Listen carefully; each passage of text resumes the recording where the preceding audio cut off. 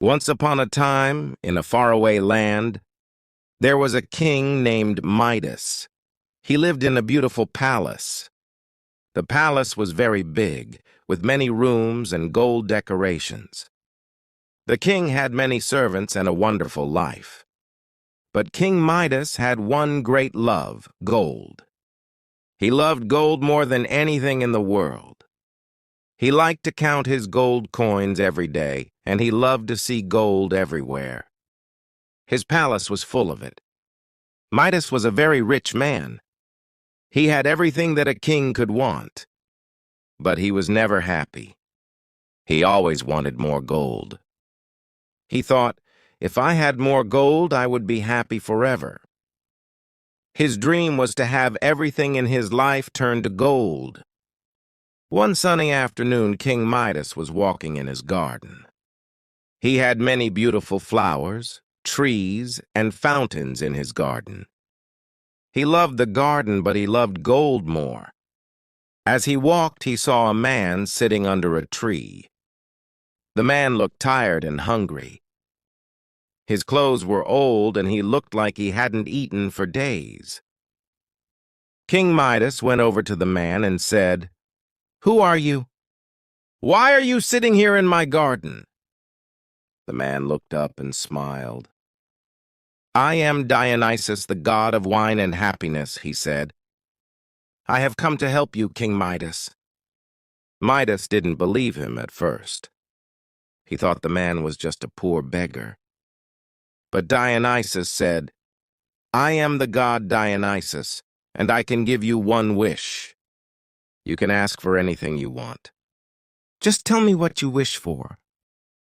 King Midas thought for a moment.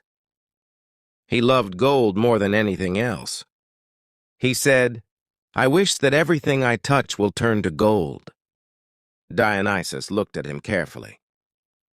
"Are you sure this is what you want?" he asked. "Yes, I am sure," Midas said excitedly.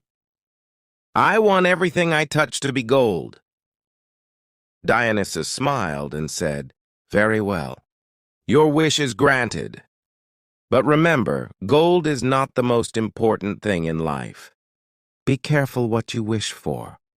And with that, Dionysus disappeared, leaving King Midas alone in the garden. At first, Midas was very happy. He touched a flower and it turned to gold. He smiled and touched a tree and it turned to gold, too. "This is amazing," he said. "Now everything will be gold." Midas walked around the palace, touching everything. He touched the walls and they turned to gold. He touched the chairs and they turned to gold. He touched the table and it turned to gold, too. He was so happy. He had everything he wanted. But soon, something went wrong. Midas felt very hungry. He wanted to eat something. He picked up a piece of bread and touched it. But when he touched the bread, it turned to gold. "Oh no!" he shouted. "I can't eat gold." He tried to eat some fruit, but the fruit turned to gold, too. Midas was very sad. He didn't know what to do. He had so much gold, but now he couldn't eat anything. He was still hungry, but everything he touched turned to gold. Then his daughter Marigold ran into the room. She was very happy. She ran to hug her father. But when Midas touched her, she turned into gold. "No!" Midas cried. "Marigold, come back." He touched her again, but she stayed as a golden statue. His heart was broken. He loved his daughter more than anything, but now she was made of gold. His greed for gold had caused him to lose the thing he loved most. Midas ran through the palace, touching everything. His wife, Queen Lyra, came into the room. Midas reached out to touch her, but as soon as he did, she turned to gold, too. The king felt more and more desperate. He touched the walls, the floor, the windows, and everything else in the palace. But everything turned to gold. He realized that his wish had ruined his life. The next day, Midas went to the river. He stood by the water looking at his reflection. He thought about his mistake. "What have I done?" he asked himself. "I have so much gold, but I have lost my family. I have lost everything that really matters." Midas knelt down and touched the water. But when his fingers touched the water, it turned to gold. He couldn't even drink the water to quench his thirst. "Please, someone help me," Midas cried. "I don't want gold anymore. I want my family back. I want my life back." Suddenly, the god Dionysus appeared again. He smiled at Midas, but said, "I warned you, King Midas. Gold is not everything. It cannot bring happiness. You were too greedy." "I am sorry," Midas said, tears in his eyes. "Please undo the wish. I don't want gold. I want my daughter, my wife, and my life back. I have learned my lesson. Please give me a second chance." Dionysus looked at him kindly. "You have learned a hard lesson, King Midas. I will undo your wish. Go to the river and wash in its water. The golden touch will go away, and you will have your family back." Midas ran to the river, feeling hope in his heart.